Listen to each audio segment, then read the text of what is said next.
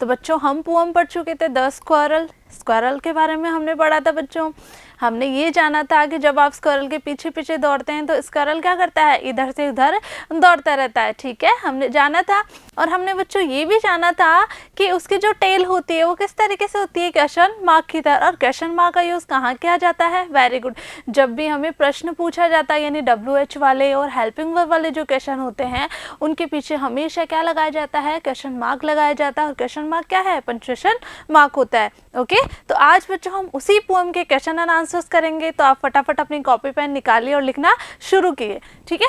तो working with poem, और जैसा कि आपको मैं पार्ट 1 में पढ़ा चुकी हूँ बच्चों कि हमारी जो पोएम थी द स्क्वायरल, उसके राइटर कौन है बच्चों, मिल्ड्रेड आर्मस्ट्रॉन्ग, ठीक है, कौन है, मिल्ड्रेड बोवर्स आर्मस्ट्रॉन्ग। क्लियर, चलते हैं बच्चों हमारे पोएम के क्वेश्चन आंसर्स की तरफ।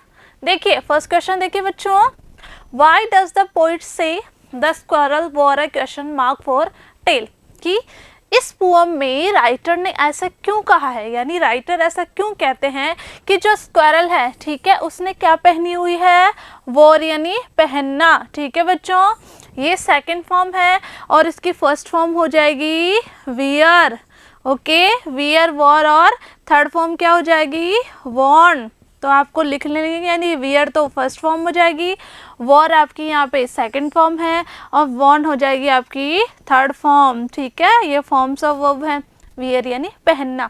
तो पोइट ने यू क्यों कहा है बच्चों, पोइट ने क्या कहा है इसमें, पोइट ने बताया कि स्क्वायरल ने क्या पहना है, अपनी पूंछ में क्या पहना है, क्वेश्चन मार्क पहना है। तो इसका मतलब क्या हुआ बच्चों, यानी इस पोएम में जो है किसकी पूंछ के बारे में बात हो रही है, यस, किसके टेल के बारे में बात हो रही है, स्क्वायरल की टेल के बारे में बात हो रही है, ठीक है।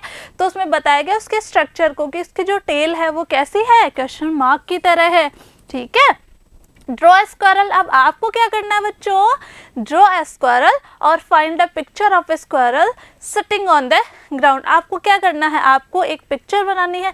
अगर आप ड्राइंग करते हैं, आपको ड्राइंग करना बहुत पसंद है, तो आपको क्या करनी है, एक स्क्वायरल की ड्राइंग बनानी है, ठीक है, या फिर आपको क्या करना है, उसकी एक पिक्चर ढूंढनी है, ठीक है, कैसे, यानी ग्राउंड पे बैठे हुए, ओके।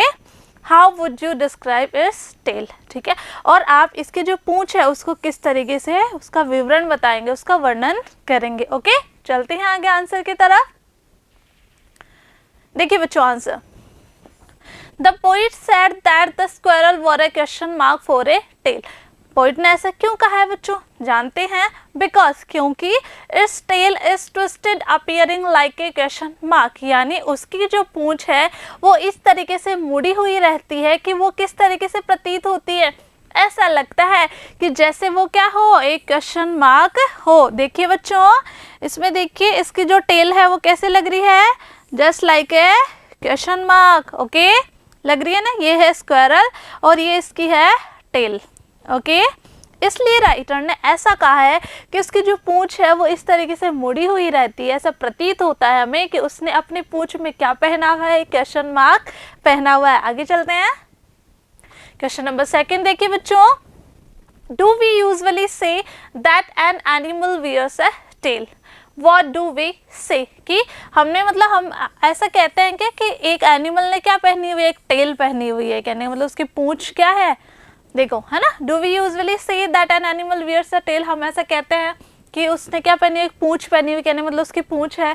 व्हाट डू वी से, तो हम क्या कहते हैं, think does an animal wear a coat, सोचना है आपको कि क्या एक एनिमल जो है वो कोट पहनता है ना। Consult a dictionary if you like and find out how wear is used in different ways, तो आपको डिक्शनरी से कंसल्ट करना है कि वियर जो वर्ड है उसको किस तरीके से अलग अलग तरीकों से यूज किया गया है। तो आंसर देखते हैं, we usually say that an animal has a set of given characteristics rather than saying wear। हम क्या करते हैं बच्चों, हम कभी भी ये नहीं कहते कि उसने पूंछ पहनी हुई है। प्रश्न क्या है, प्रश्न है कि क्या हम यूजुअली ऐसा कहते हैं कि एक जानवर ने टेल पहनी हुई है, कहने का मतलब है हम ये बताते हैं कि उसकी विशेषताओं में आती है, ठीक है। तो यहाँ स्क्वायरल की विशेषता बताई गई है। स्क्वायरल की क्या विशेषता है कि उसकी जो टेल है, उसकी जो पूंछ है ना, जो वो बैठती है तो कैसे होती है, जस्ट लाइक अ क्वेश्चन मार्क, समझ गए, एक प्रश्नवाचक चिन्ह की तरह होती है, ठीक है। तो हम क्या करते हैं, हम वियर की जगह क्या यूज करते हैं, हम उसकी विशेषताओं के बारे में यूज करते हैं, ठीक है।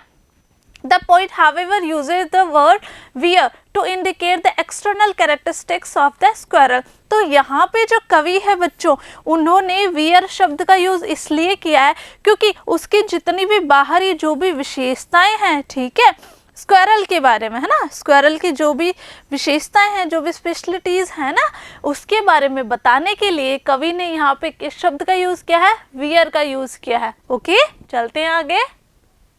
थर्ड क्वेश्चन देखिए बच्चों, he like to tease and play, यानी उसको खेलना और चिढ़ाना बहुत पसंद है। तो जैसा कि बच्चों हम पोएम में पढ़ चुके थे, ही वर्ड किसके लिए यूज हुआ था, स्क्वायरल के लिए यूज किया गया था। हु इज टीजिंग हुम, कि यहाँ पे कौन किसको चिढ़ा रहा है।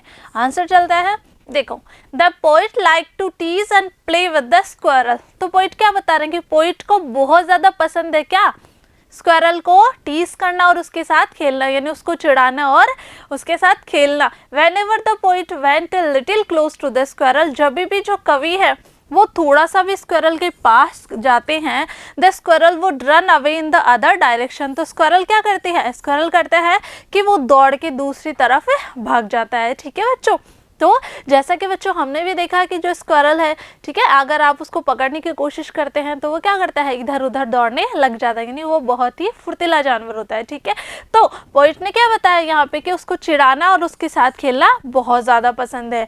तो आई होप बच्चों आपको अच्छे से पोएम समझ में आ गई होगी। तो आपको सारे क्वेश्चन एंड आंसर्स कर लेना है, जितनी भी वर्ड मीनिंग्स मिली है आपको वो सारी अच्छे से समझ के कर लेनी है आपको क्लियर। मैं मिलूंगी आपसे नेक्स्ट वीडियो में बच्चों आगे के चैप्टर्स के साथ। तब तक के लिए पढ़ते रहिए, आगे बढ़ते रहिए। Thank you.